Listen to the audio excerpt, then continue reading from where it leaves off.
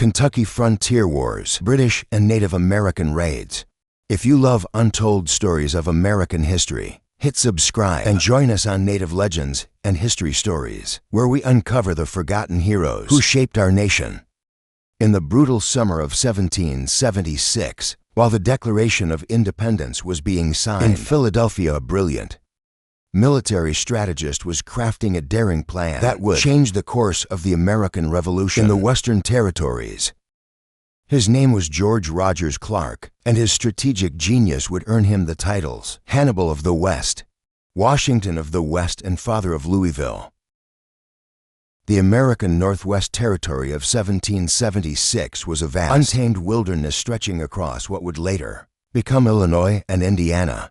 While most American commanders focused their attention on battles along the eastern seaboard, Clark recognized a grave threat that others had overlooked. The British had established a network of fortified outposts across this territory, strongholds like Kaskaskia and Vincennes that served as weapons depots and staging grounds for devastating raids against American settlements. These British outposts were more than just military installations. They were the command centers of a sophisticated campaign of terror. British officers used these bases to arm and coordinate with Native American allies, supplying them with muskets, powder, and ammunition from these fortified positions. Raiding parties would strike out against settlers in Kentucky, Pennsylvania, and Virginia, leaving a trail of destruction in their wake. Farms were burned, families were displaced, and entire settlements lived in constant fear of attack. The British strategy was brutally effective. By keeping the frontier in turmoil, they forced the Americans to divert precious military resources away from the main theater of war in the east.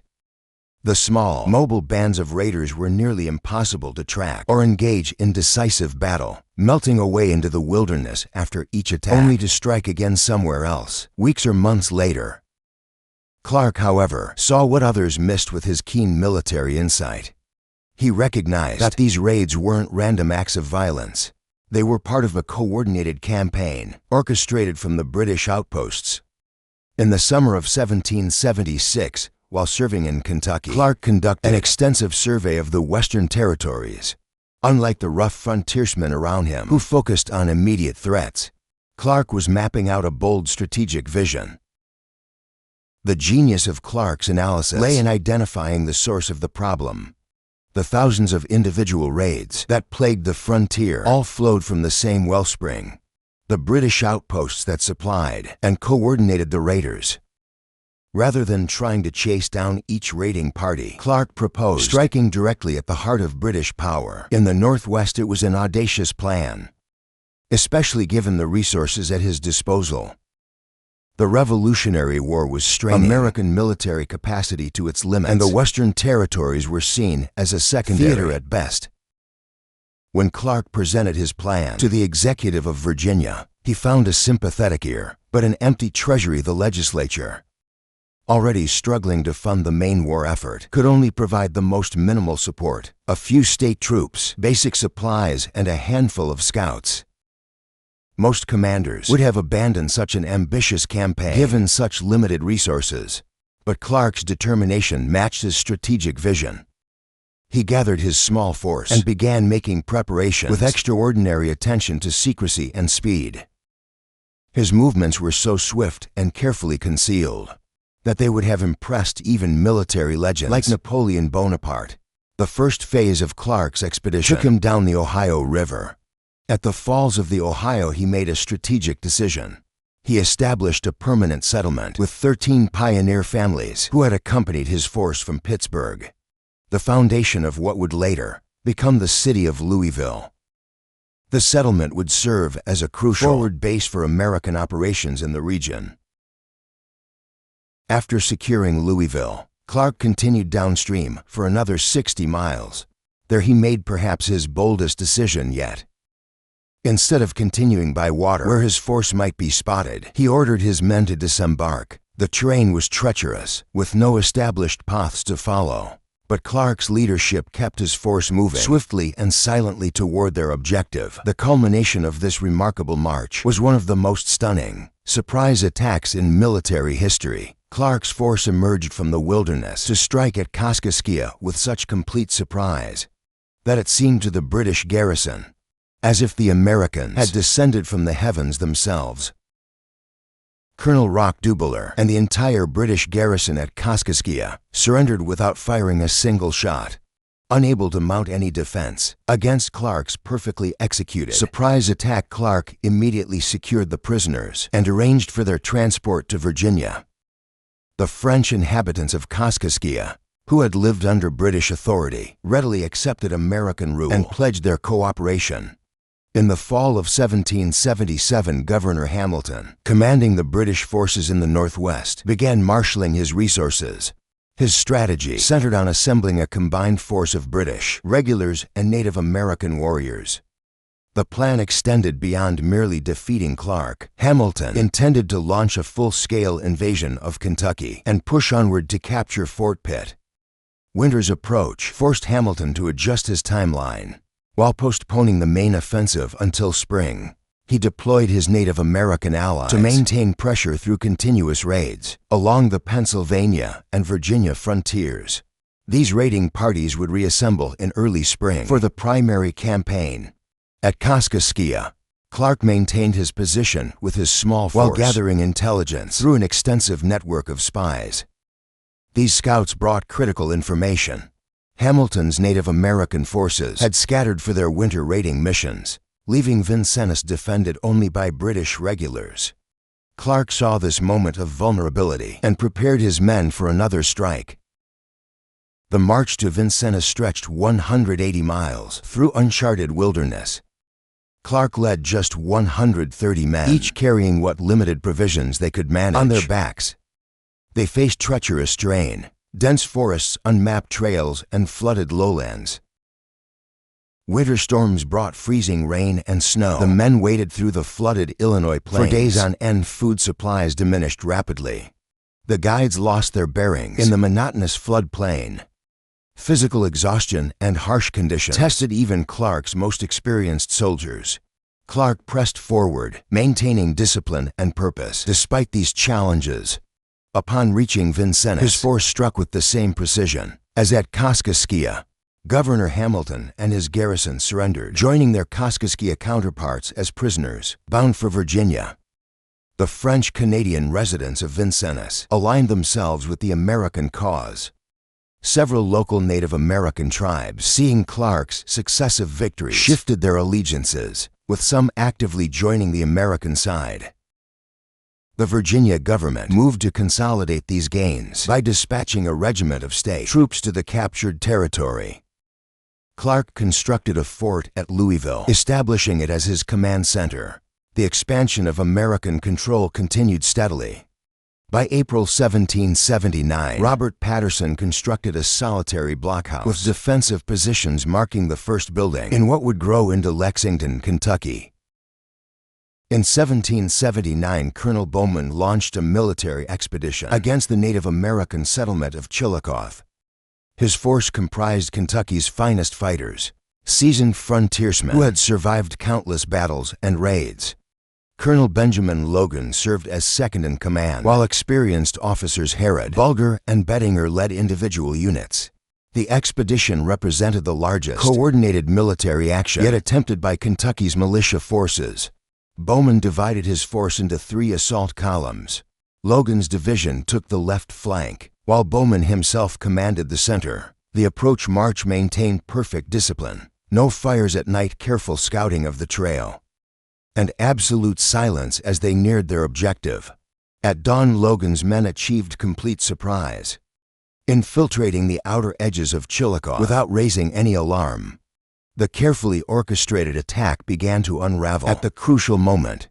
While Logan's division pressed forward according to plan, Bowman's center column remained stationary. Minutes passed with no support forthcoming. Logan's men, now deep in the settlement and engaged in close combat, found themselves isolated and increasingly vulnerable. Native American warriors, recovering from their initial surprise, began to mount an organized defense. Without support from the main force, Logan had no choice but to order a fighting retreat. His men fell back in small groups, providing covering fire for each other as they withdrew. The ordered withdrawal soon deteriorated into a scramble for safety. As warriors pursued the retreating Kentuckians, the entire operation collapsed into chaos. Several junior officers salvaged what they could from the disaster. Mounting their horses, they charged directly at the pursuing warriors, buying precious time for the foot soldiers to reach safety. These desperate counterattacks prevented a complete massacre, but couldn't change the operation's outcome. Bowman's expedition limped back to Kentucky, having failed to achieve any of its objectives. That same year brought profound changes to Kentucky. Through Virginia's new land law, the legislation aimed to establish order in the distribution of Western lands, but its implementation created decades of confusion and conflict. Virginia's legislature, despite good intentions in recognizing settler claims, made a crucial oversight. They failed to fund a comprehensive survey of the territory. Instead of systematic mapping and division of land into standard sections, the law allowed warrant holders to claim and survey land wherever they chose. Each claimant bore the cost and responsibility of their own surveys. The law demanded extremely precise descriptions of property boundaries, requiring technical skills that most frontiersmen simply didn't possess. Even experienced woodsmen like Daniel Boone and Simon Kenton, who could track game through hundreds of miles of wilderness, struggled with the laws demanding technical requirements. Their land claims, though based on intimate knowledge of the territory, often failed to meet the strict legal standards for boundary descriptions. The law declared any vague or imprecise land entries invalid, negating many legitimate claims. The practical effects rippled through Kentucky society. Settlers filed overlapping claims on the same parcels. Property lines crossed and recrossed each other. Multiple patents were issued for identical pieces of land. The resulting legal tangles filled courthouse dockets and drained settlers' resources through endless litigation. Between 1779 and 1781, Kentucky transformed from a hunting ground to a land speculation frontier. Professional surveyors became as common a sight as hunters in the wilderness. Their chains and compasses replaced animal tracks as the focus of frontier attention. Settlers and speculators alike braved Native American attacks and harsh conditions. In their rush to claim the richest lands, the law triggered a massive wave of immigration into Kentucky. Land hunters arrived by the thousands, many carrying multiple warrants to claim the most valuable properties. Each new arrival intensified competition for prime locations. River bottoms, springs, and fertile meadows became the subject of fierce legal battles. By 1780, the flood of immigrants attracted hostile attention. Native American resistance intensified proportionally to the increasing settlement. Colonel Byrd, leading a combined force of British troops and Native American warriors, mounted the 1st Artillery, supported assault on Kentucky's stockade forts. The wooden walls that had repelled previous raids now faced the destructive power of cannon fire. Colonel Byrd's artillery bombardment reduced Ruddle's and Martin's stations to rubble. The British forces captured both garrisons intact, marking the first successful use of cannon against Kentucky's frontier defenses.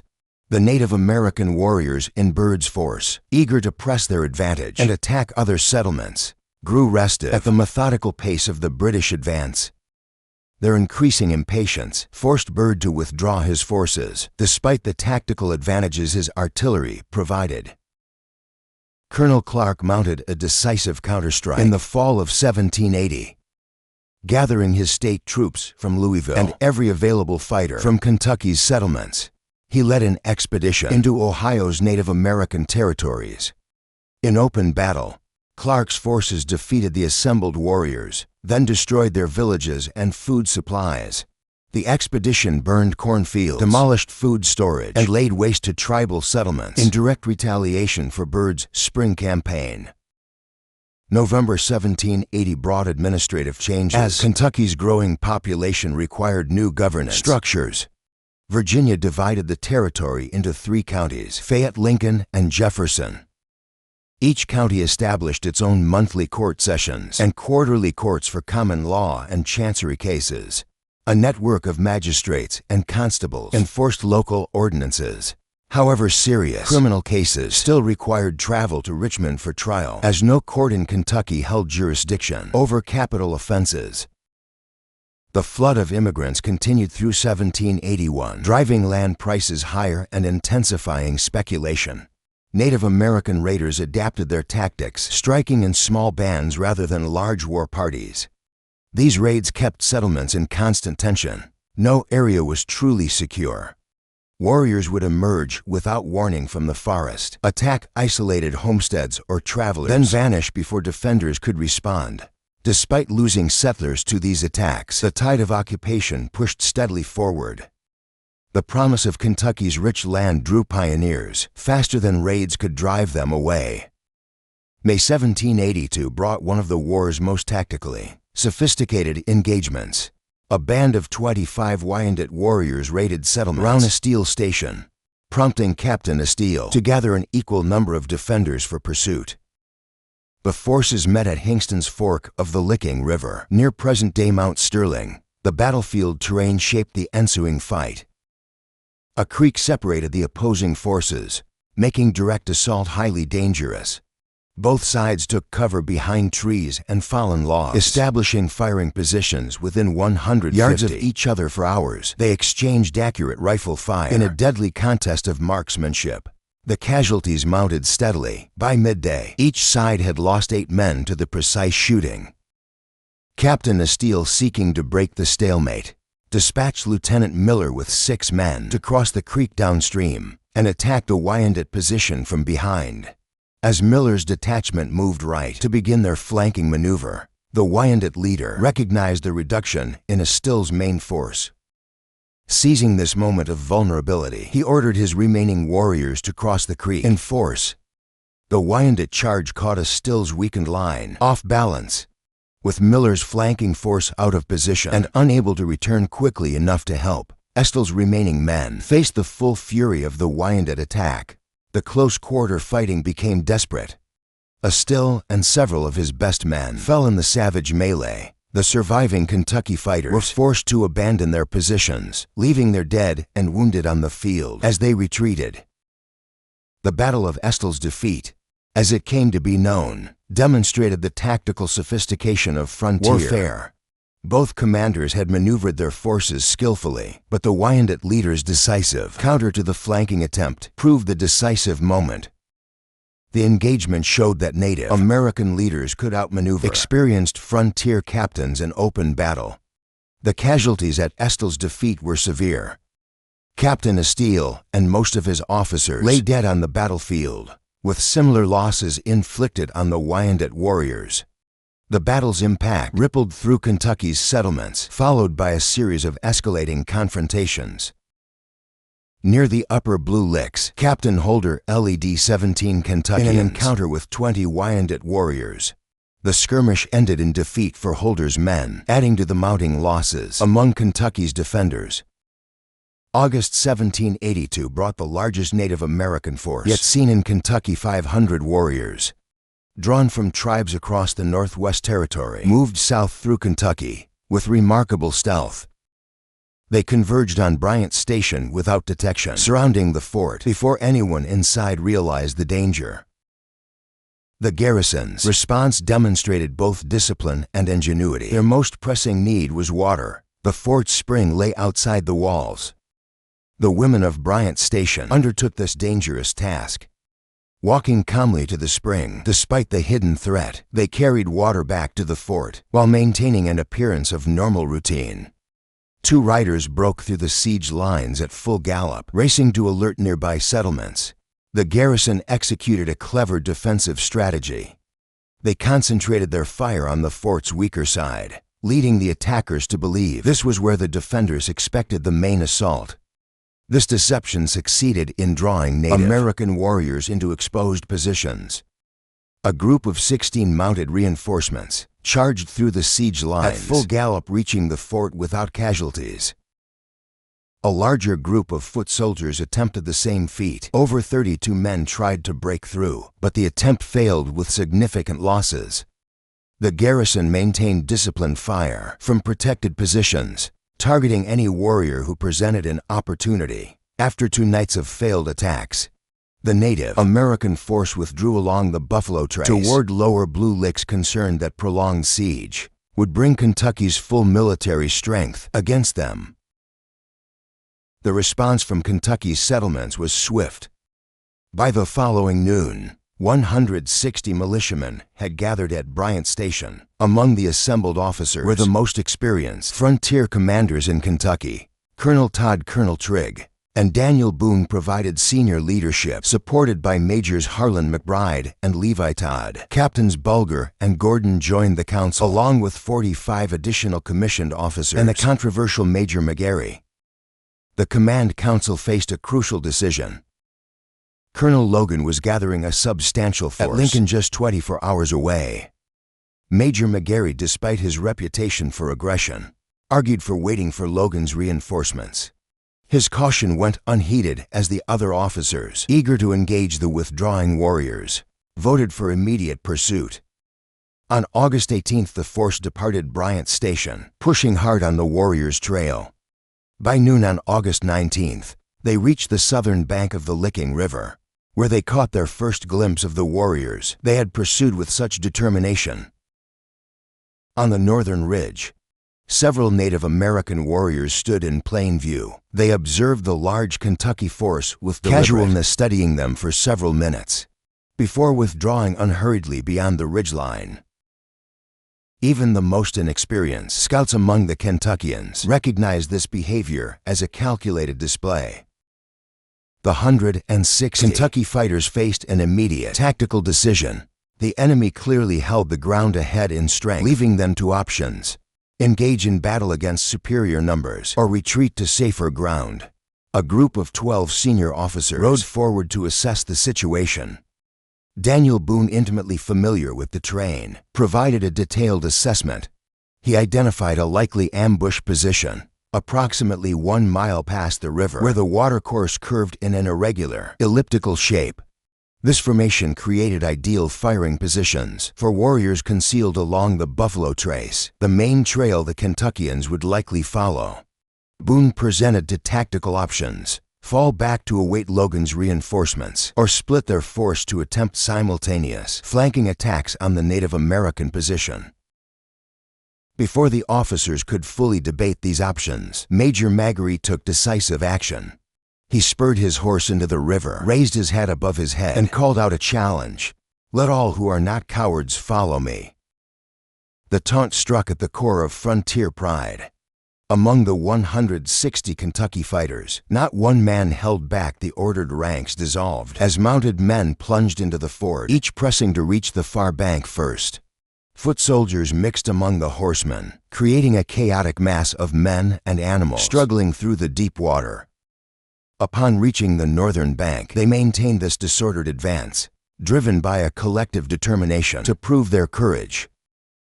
McGarry continued to lead the charge with Boone, Harlan, and McBride close behind. The Native American response was devastating. Concentrated rifle fire erupted from concealed positions ahead of the advancing force. The lead elements halted, seeking what little cover they could find while attempting to return fire. As the center and rear elements pushed forward to support the van, they crowded onto exposed ground along the rocky ridge. Native American warriors, positioned in ravines on both flanks, caught the Kentucky force in a deadly crossfire. The Kentuckians found themselves in an untenable position. Nearly 80 men were mounted, presenting easy targets, and the bare ridge offered no protection from the withering fire. The Native American forces then executed a double flanking maneuver, threatening to cut off any retreat. The rear elements of the Kentucky force fell back to maintain an escape route. This withdrawal triggered a cascade effect. As the rear withdrew, the center and van were forced to follow, and the entire formation collapsed into a chaotic retreat. The pursuit proved as deadly as the initial ambush. Native American warriors pressed their advantage relentlessly, inflicting heavy casualties on the fleeing Kentuckians. The toll among the officers was particularly severe. Colonels Todd and Trigg, Majors Harlan and McBride, and Captains Bulger and Gordon all fell during the battle. In an ironic twist, Major McGarry, who had precipitated the disaster and fought in the thickest part of the engagement, emerged without a scratch. The final casualty count reached 60 dead among the officers and men, with 7 captured by the Native American forces. The number of wounded remained uncertain. As many men scattered during the retreat, the first survivors reached Bryant Station that night, where they encountered Colonel Logan, arriving with 450 reinforcements. Logan held his position at Bryant Station, gathering survivors as they struggled in. Before advancing to the battlefield to recover the dead, Colonel Logan's force gathered and buried their dead at Blue Licks. After confirming that the Native American warriors had withdrawn across the Ohio River, placing them beyond effective pursuit range, Logan led his troops back to Bryant Station and released them from service. Kentucky's response to the Blue Licks defeat followed established frontier military doctrine. Every major raid demanded retaliation.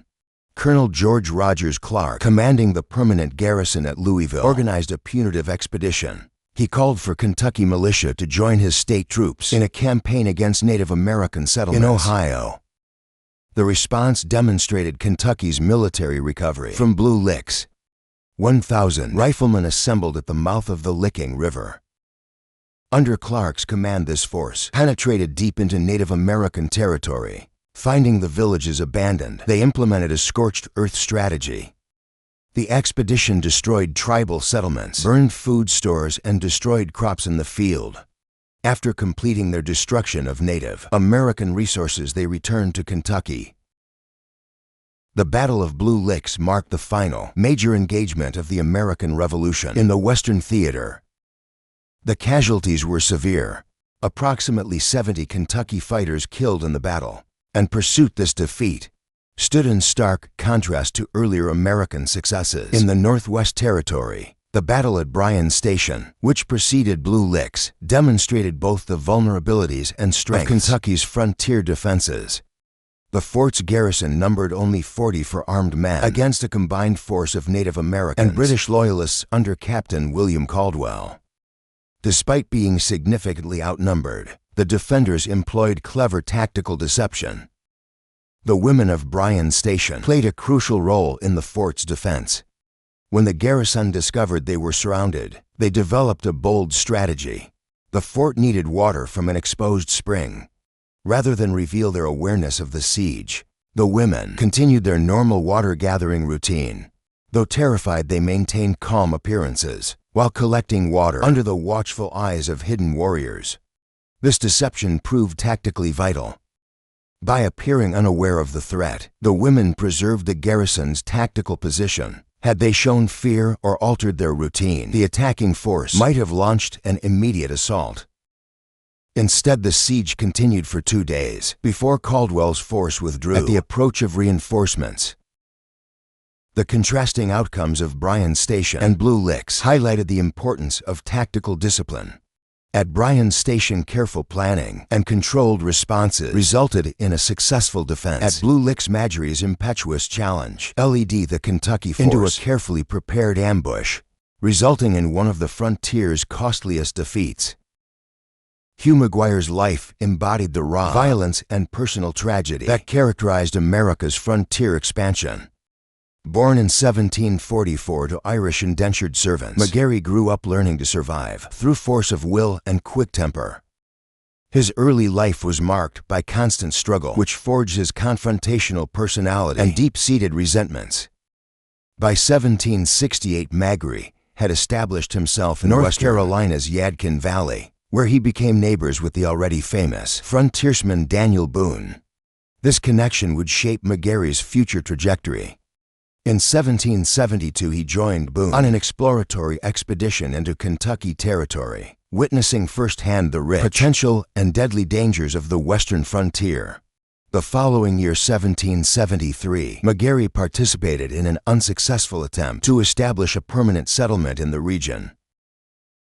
McGuire's determination to claim a piece of Kentucky's promised land never wavered. In 1775, he joined the vanguard of permanent settlers, bringing with him his new wife, Mary Bunton Ray, a widow with 2 teenage sons, James and William. The family's decision to settle at Fort Harrod, later Harrodsburg, placed them at the epicenter of escalating tensions between settlers and Native American tribes.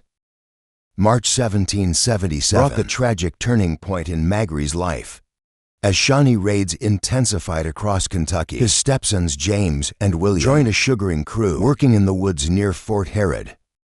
The seemingly routine task of collecting maple sap turned deadly when Shawnee warriors ambushed the work party. William Ray fell in the initial attack. His brother James, renowned for his speed of foot, managed to kill his brother's slayer before escaping to safety. McGarry led the search party that discovered William's mutilated body. The sight of his stepson's remains proved overwhelming. The hardened frontiersman swayed in his saddle, nearly losing consciousness. The traumatic discovery marked the beginning of McGarry's descent into increasingly violent behavior. The impact on his wife Mary was equally devastating. She retreated into a deep depression from which she would never emerge, dying 3 years later in 1780. The tragedy transformed Magri's simmering hostility toward Native Americans into consuming hatred. When raiders struck Fort Herod's outlying cabins, Magri led a counterattack with savage intensity. Among the dead raiders they found one wearing William Ray's distinctive hunting shirt. McGuire's response shocked even his fellow frontiersmen. He methodically dismembered the warrior's corpse and fed the pieces to his dogs, an act of desecration extreme, even by the brutal standards of frontier warfare. The psychological toll of William's death manifested in increasingly erratic behavior.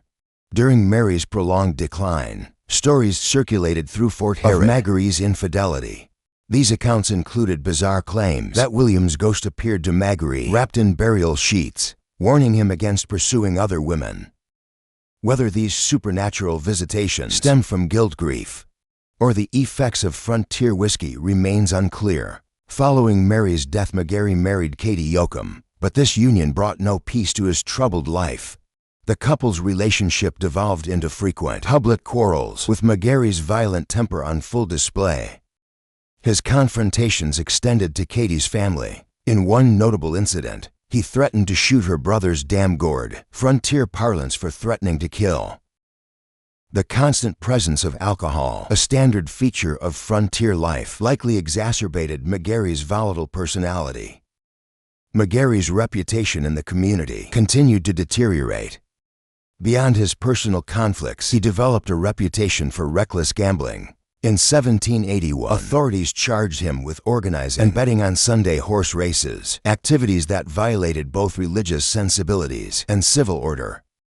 The Virginia court's verdict was damning. They branded him an infamous gambler and barred him from holding any position of public trust or honor in the state.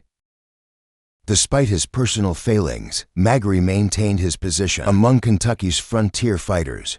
His experiences, the loss of William, the decline and death of Mary, his remarriage to Katie, and his increasingly self-destructive behavior, reflected the brutal realities of frontier life. The transformation of a man who had started life as the son of indentured servants, risen to become a respected settler, only to descend into notorious violence, illustrated the psychological toll of America's westward expansion. McGarry's struggles with alcohol intensified over time, fueling both his violent outbursts and periods of dark depression. His drinking companions reported episodes where he would alternate between boasting of his frontier exploits and falling into morose reflection about William's death.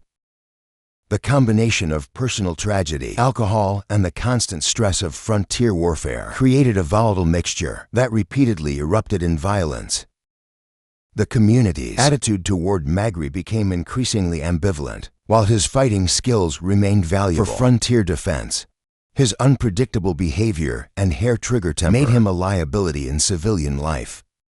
His fellow settlers maintained a wary distance, never knowing whether they would encounter the skilled frontiersman or the vengeful, drunken antagonist. The social isolation likely contributed to his continued spiral into excessive drinking and violent confrontations. The autumn of 1781 marked a decisive shift in the American Revolution. While Lord Cornwallis's surrender at Yorktown effectively ended British operations in the East, fighting continued unabated on the western frontier. Major Hugh Magri found himself at the center of one of the war's final and bloodiest engagements. In August 1782, a combined force of 50 British Loyalist Rangers and 300 Native American warriors from the Great Lakes region mounted an attack on Bryan's Station, near present-day Lexington. The attackers lost their initial advantage of surprise and lacked artillery to breach the fort's wooden walls. After several days of burning outlying buildings,